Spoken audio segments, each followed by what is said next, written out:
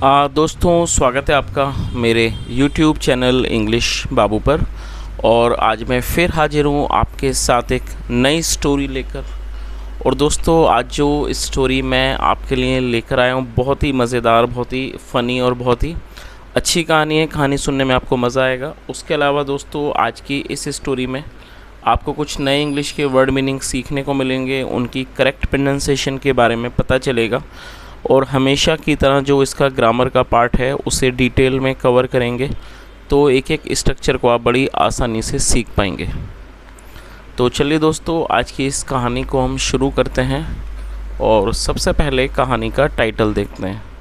कहानी का टाइटल है द किंग्स ऑनर। क्या मतलब हुआ दोस्तों? यहाँ किंग के बाद एपिस्ट्रॉफी एस है, जिसका मतलब होता है का की के। जब हम किसी नाम या व्यक्ति के साथ कुछ जोड़ना चाहते हैं तो एपिस्ट्रॉफी एस का यूज़ किया जाता है। तो किंग्स का मतलब हो गया राजा का। और दोस्तों HONOUR ऑनर, दोस्तों इसमें H साइलेंट है तो इसको ऑनर पढ़ेंगे। और ऑनर का मतलब होता है सम्मान। तो क्या अर्थ हुआ? द किंग्स ऑनर, राजा का सम्मान। तो दोस्तों, ये आज की इस कहानी का टाइटल है, शीर्षक है। और अब मैं इसे पढ़ना शुरू करता हूँ। आपसे रिक्वेस्ट है कहानी को बिल्कुल ध्यान से सुने। और यदि आज की स्टोरी में आपको कोई भी नया वर्ड या फिर नया स्ट्रक्चर मिले तो आप उसे नोट ज़रूर करें। और यदि कहानी अच्छी लगे तो लाइक भी करें। तो चलिए इसको शुरू करते हैं। The king always rewarded Tenali Raman for his amazing wisdom and also for the witty manner in which he could deal with the most difficult problems। क्या मतलब हुआ दोस्तों? ये जो वाक्य है ये पास्ट इंडेफिनिट का अफर्मेटिव वाक्य है। और जब हम पास्ट इंडेफिनिट में कोई भी अफर्मेटिव का वाक्य बनाते हैं तो वहाँ पर वर्ब की सेकंड फॉर्म का यूज़ किया जाता है। देखिए, रिवॉर्ड का मतलब होता है इनाम, तो ये एक नाउन है। उसके अलावा जो रिवॉर्ड है वो एक वर्ब की तरह भी उसको प्रयोग किया जाता है, क्योंकि वो एक वर्ब भी है। और रिवॉर्ड का मतलब होता है किसी को इनाम या फिर पुरस्कार देना, और सेकंड फॉर्म है रिवॉर्डेड। तो क्या अर्थ हुआ? The king always rewarded Tenali Raman, मतलब कि राजा तेनाली रमन को हमेशा इनाम देते थे। किस चीज़ के लिए? फॉर हिज अमेजिंग विजडम, उनकी अद्भुत बुद्धिमानी के लिए। And also for the witty manner, और उस विटी मैनर मतलब एक विटी का मतलब था हाजिर जवाबी, और उनके हाजिर जवाबी वाले तरीके के लिए। इन विच, जिसमें ही कुड डील, वह डील करते थे या कह सकते हैं मामलों को निपटाते थे। With the most difficult problems, मतलब कि जो बहुत डिफ़िकल्ट, बहुत कठिन समस्याएं होती थी जिनको वो निपटाते थे। आगे देखिए। One day the king had rewarded him richly with varahas। दोस्तों, ये जो वाक्य है ये पास्ट परफेक्ट का वाक्य है। पास्ट परफेक्ट का मतलब होता है जब किसी भी वाक्य में हम ये दर्शाते हैं पास्ट में कोई क्रिया पूरी हो चुकी थी तो वहाँ हैड के साथ वर्ब की थर्ड फॉर्म का यूज़ किया जाता है। वन डे, एक दिन। The king had rewarded him, मतलब एक दिन राजा ने उन्हें इनाम दिया था। रिचली, भरपूर तरीके से। विद वराहस, मतलब कि वराहस का मतलब होता है गोल्ड कॉइन, सोने के सिक्के। मतलब एक दिन राजा ने उन्हें बहुत अच्छे से उन्हें वराहस दिए थे। रिचली मतलब अच्छे तरीके से, भरपूर तरीके से। The courtiers watched in jealous silence.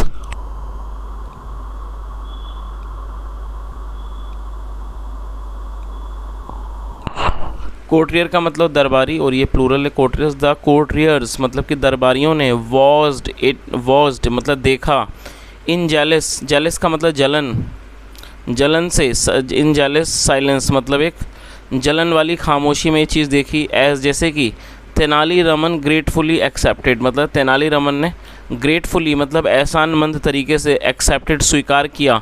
A large plate, एक बड़ी प्लेट को। लोडेड, जो कि लदी हुई थी। विद गोल्ड कॉइन, सोने के सिक्कों से। Now he had to find a way. और दोस्तों, ये जो वाक्य है ये पास्ट का फोर्स एक्शन सेंटेंस है। पास्ट फोर्स का मतलब होता है जब हम पास्ट में कोई ऐसे वाक्य बनाते हैं जहाँ पर किसी भी तरह की नेसेसिटी को, आवश्यकता को दर्शाते हैं, तो इस तरह के वाक्यों में हैड टू का प्रयोग हेल्पिंग वर्ब के रूप में किया जाता है। तो इसका क्या अर्थ हुआ? नाउ, अब। He had to find a way, उन्हें एक रास्ता ढूंढना था। टू कैरी ले जाने का, द वराहस होम मतलब उन वराहस को, सोने के सिक्कों को घर ले जाने का उन्हें एक रास्ता ढूंढना था। चलिए आगे देखिए। He filled the pockets of his jacket. दोस्तों ये जो वाक्य है ये भी पास्ट इंडेफिनिट का अफर्मेटिव वाक्य है जहाँ सेकंड फॉर्म लगाई गई है। फिल का मतलब होता है भरना, सेकंड में field. He filled the pockets of his jacket मतलब क्या हुआ कि उन्होंने अपनी जैकेट की जेबों को भर लिया। देन फिर he rolled some into his dhoti as the waist, at the waist. फिर क्या हुआ, रोल का मतलब होता है कि चीज़ को रोल कर देना, लपेट लेना। फिर उन्होंने and then he rolled some into, फिर उन्होंने जो कुछ सिक्के थे उनको उन्होंने रोल कर दिया, लपेट लिया, इनटू इस धोती, अपनी धोती में, एट द वेस्ट जो कि कमर पर थी। आफ्टर दैट उसके बाद, only his turban was left. दोस्तों टर्बन पगड़ी को कहा जाता है, आप इसे नोट कर लीजिए। आफ्टर दैट उसके बाद, only his turban was left. Left दोस्तों होता है बचा हुआ, इसको यहाँ पर एडजेक्टिव के रूप में प्रयोग किया गया है, मतलब अब उसके बाद सिर्फ उनकी जो पगड़ी थी वो बची हुई थी। सो इसलिए he stuffed some coins into that to.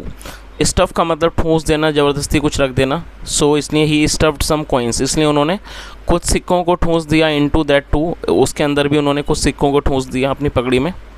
He went up, वह ऊपर गए, टू द किंग, राजा के पास, एंड बोर्ड लो। दोस्तों बो का मतलब झुकना, सम्मान में किसी के सामने झुकने को बो कहा जाता है।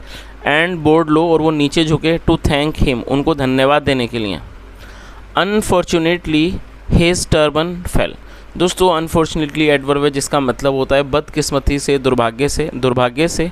हिज टर्बन फेल, और ये भी पास्ट का अफर्मेटिव वाक्य है। फॉल मतलब गिरना, सेकंड ऑफ फेल, बदकिस्मती से, दुर्भाग्य से जो उनकी पगड़ी थी, फेल वो गिर गई। एंड अनफर्ल, अनफर्ल मतलब खुल जाना, और वो खुल गई। स्पिलिंग बिखेरते हुए, द कॉइन सिक्कों को बिखेरते हुए, all over the court room, पूरे दरबार में। आगे देखिए। Tenali Raman was distressed. दोस्तों डिस्ट्रेस्ड एडजेक्टिव है जिसका मतलब होता है बहुत ज़्यादा दुखी हो जाना, परेशान हो जाना। जो तेनाली रमन थे वो बहुत ज़्यादा परेशान हो गए। But he stooped to collect. Stoop का मतलब नीचे झुकना, लेकिन वो नीचे झुके, टू कलेक्ट इकट्ठा करने के लिए, द कॉइन सिक्कों को, रोलिंग जो रोल कर रहे थे मतलब लुढ़क रहे थे, इन ऑल डायरेक्शन सभी दिशाओं में जो लुढ़क रहे थे। He spread out his turban, spread का मतलब फैला देना, he spread out his turban, उन्होंने अपनी पगड़ी को फैला दिया।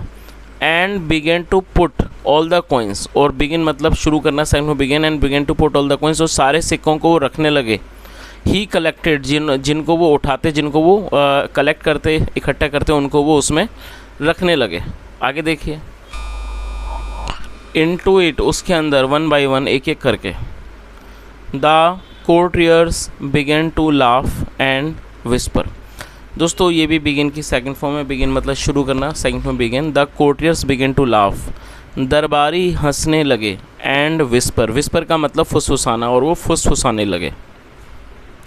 विस्पर का मतलब होता है कानाफूसी करना, धीरे से कुछ कहना कान में, उसे विस्पर कहते हैं। आगे देखिए। लुक एट हिम, उसे, लुक एट हिम मतलब कि उसे देखो। क्रॉलिंग, क्रॉल का मतलब होता है दोस्तों रेंग कर चलना, क्रॉल करना, जैसे छोटे बच्चे रेंगते हैं उसे क्रॉल कहा जाता है। लुक एट हिम, उसे देखो। क्रॉलिंग जो कि क्रॉल कर रहा है, रेंग रहा है, ऑल ओवर द फ्लोर, पूरे फर्श पर। चेजिंग द कॉइन्स, चेज मतलब पीछा करना, सिक्कों का पीछा करते हुए। What a greedy fellow Tenali Raman is, तो उन्होंने आगे क्या कहा, वॉट ए ग्रीडी। दोस्तों ग्रीडी एडजेक्टिव है जिसका मतलब लालची। What a greedy fellow Tenali Raman is मतलब जो तेनाली रमन है वो कितना लालची व्यक्ति है। He is not satisfied. दोस्तों सेटिस्फाइड एडजेक्टिव है जिसका मतलब होता है संतुष्ट। ही इज़ नॉट सेटिस्फाइड, वह संतुष्ट नहीं है। विद ऑल ही हैज़ मतलब जो उसके पास है उससे वो संतुष्ट नहीं है। He will not let even one single coin out of his site, तो उसने आगे क्या कहा, he will not let even one single coin out of his site मतलब वह अपनी नज़रों से एक सिक्के को भी नहीं जाने देगा। दे विस्पर्ड, दोस्तों दे का मतलब होता है वे या फिर वे लोग। जब सब्जेक्ट में एक से ज़्यादा लोग होते हैं तो दे का यूज़ किया जाता है सब्जेक्ट के रूप में। दे विस्पर्ड, उन्होंने मतलब फुसफुसाया, बुदबुदाया। मॉकिंग, मॉक मतलब मजाक उड़ाना, मॉकिंग एट तेनाली रमन मतलब तेनाली रमन की मजाक उड़ाते हुए उन्होंने बुदबुदाया। आगे देखिए।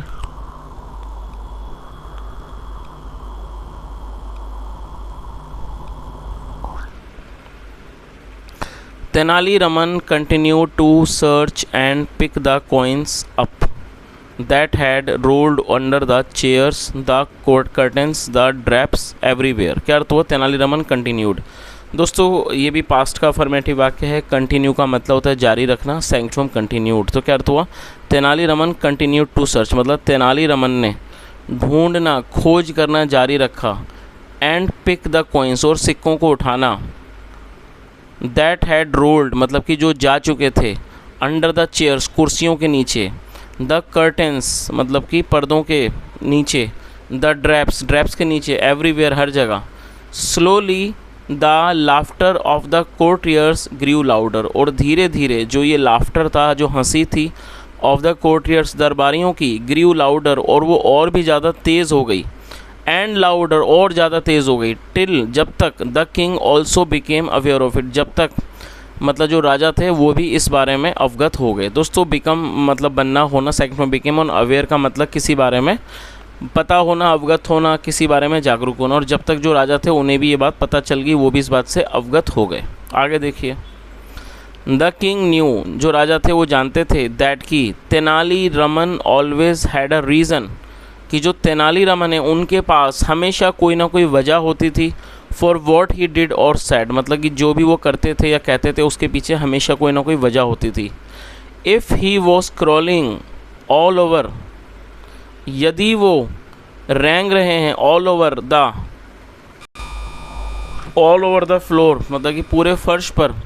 हंटिंग फॉर कॉइन्स, सिक्कों को ढूंढते हुए। और दोस्तों देखिए यहाँ पर आप देखेंगे हंट का यूज़ किया गया। आमतौर पर हंट का मतलब जो है वो शिकार करना होता है, लेकिन जब हम कोई चीज़ को तलाशते हैं उसे भी हंट कहा जाता है। तो इस पूरी लाइन का क्या अर्थ निकला कि जो राजा थे वो इस बात को जानते थे कि जो तेनालीरामन है उनके पास हमेशा कोई ना कोई कारण होता था, जो वो कर रहे हैं या जो कह रहे हैं उसके पीछे, उसके करने के पीछे। If he was crawling all over the floor hunting for coins, यदि वो इन सिक्कों को ढूंढ रहे हैं और पूरे फर्श पर रेंग रहे हैं इसके लिए।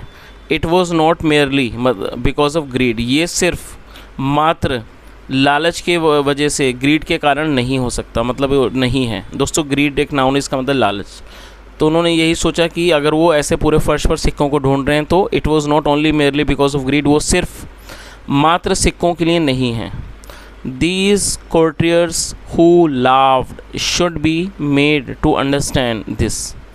दोस्तों ये जो वाक्य है ये एक पैसिव का वाक्य है जहाँ शुड बी का यूज़ किया गया।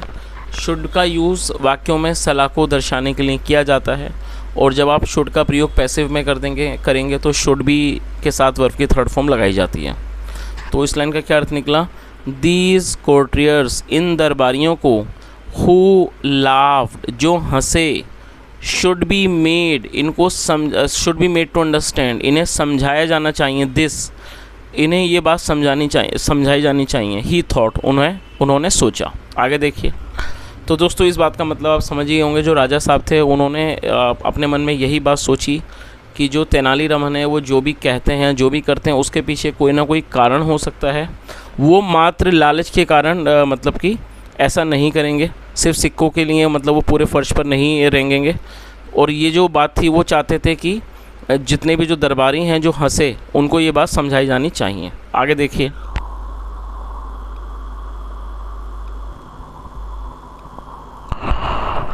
Tenali Raman, why are you being so stupid? Crawling under chairs and curtains for a few miserable varahas. क्या अर्थ हुआ? दोस्तों मिजरेबल का मतलब दयनीय, बहुत छोटी चीज़ों को भी मिजरेबल कहा जाता है। तो उन्होंने क्या कहा? Tenali Raman, why are you being so stupid, मतलब तेनालीरामन आप इतने ज़्यादा मूर्ख क्यों हो रहे हो? क्रॉलिंग, रेंग रहे हो, अंडर चेयर्स, कुर्सियों के नीचे, एंड कर्टन्स, और पर्दों के नीचे, for a few miserable varahas, सिर्फ कुछ थोड़े से वरास के लिए। What a greedy and miserly fellow you appear to be. दोस्तों अपीयर का मतलब लगना, प्रतीत होना। What a greedy and miserly fellow you appear to be. आप, और दोस्तों माइजरली मतलब कंजूस, आप कितने ज़्यादा लालची और कंजूस व्यक्ति लगते हो। सैड द किंग, राजा ने कहा। इन ए सीरियस, बहुत ही गंभीर, एंड स्टिफ वॉइस, और बहुत ही कड़क आवाज़ में उन्होंने इस बात को कहा। Why don't you just let it all go, आप इस सबको जाने क्यों नहीं देते? आगे देखिए।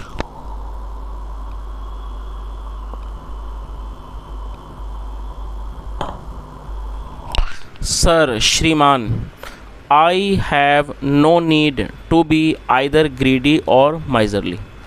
दोस्तों क्या मतलब हुआ इस लाइन का? आई हैव नो नीड, मुझे कोई ज़रूरत नहीं है, टू बी आइदर ग्रीडी, लालची होने की, और माइजरली, या फिर कंजूस होने की।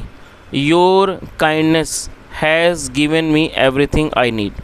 दोस्तों इस वाक्य में हैज़ के साथ थर्ड फॉर्म लगाई गई है। गिव मतलब देना, थर्ड फॉर्म गिवन। ये प्रेजेंट परफेक्ट का वाक्य है। प्रेजेंट परफेक्ट का मतलब होता है वर्तमान में किसी क्रिया का पूरा होना पाया जाना, जहाँ पर हैज़ हैव के साथ वर्ब की थर्ड फॉर्म का प्रयोग किया जाता है। तो उन्होंने आगे क्या कहा? Your kindness has given me everything I need, मतलब मुझे जिस चीज़ की भी ज़रूरत है वो हर चीज़ आपने मुझे दी है। बट लेकिन दीज आर वराहस, ये वराहस हैं सर श्रीमान। ईच वराहस, प्रत्येक वराहस पर, हैज़ योर फेस, आपका चेहरा है। इम्बोज्ड, इम्बोज का मतलब होता है छपा हुआ, छपा हुआ है। ऑन इट, इस पर। How can I let your honour be put in a position, मतलब मैं आपके सम्मान को कैसे जाने दे सकता हूँ। इन ए पोजिशन, एक स्थान, एक पोजिशन पर। वेयर, जहाँ। पीपल पुट देयर फीट, जहाँ लोग अपने पैर रखें। ऑन इट, इस पर श्रीमान। चलिए, तो उन्होंने कितना अच्छा जवाब दिया कि सर श्रीमान की जो वराहस हैं उनके ऊपर आपका फेस है, आपका चेहरा है, तो मैं कैसे उनको जाने दे सकता हूँ आपके सम्मान को, कि कोई भी ऐसे स्थान पर कि कोई भी उनके ऊपर अपना पैर रखे। आगे देखिए, द किंग स्माइल, जो राजा थे वो मुस्कुराए। And had a look at his courtiers, और उन्होंने अपने दरबारियों को देखा। They were all looking very foolish now, अब वह सब के सब बहुत ज़्यादा मूर्ख नज़र आ रहे थे। सम ऑफ दैम गॉट अप, उनमें से कुछ खड़े हो गए। टू हेल्प, मदद करने के लिए। तेनालीरामन, तेनालीरामन की मदद करने के लिए। कलेक्ट द कॉइन, सिक्कों को इकट्ठा करने में मदद करने के लिए कुछ जो थे वो खड़े हो गए। चलिए, तो दोस्तों यह आज की एक कहानी थी। और जैसा हमने देखा कि जो तेनालीरामन थे उन्होंने अपनी कह सकते हैं हाजिर जवाबी से और अपनी बुद्धिमानी से फिर एक बार जो राजा थे उनका उन्होंने दिल जीत लिया। तो दोस्तों ये आज की एक छोटी सी कहानी थी। यदि कहानी पसंद आई हो तो आप इस वीडियो को ज़रूर लाइक करें, शेयर करें, चैनल को भी सब्सक्राइब करें। और दोस्तों यदि आपका कोई सुझाव हो तो कमेंट में बताएं। यहाँ तक सुनने के लिए thank you so much. Have a nice day and bye.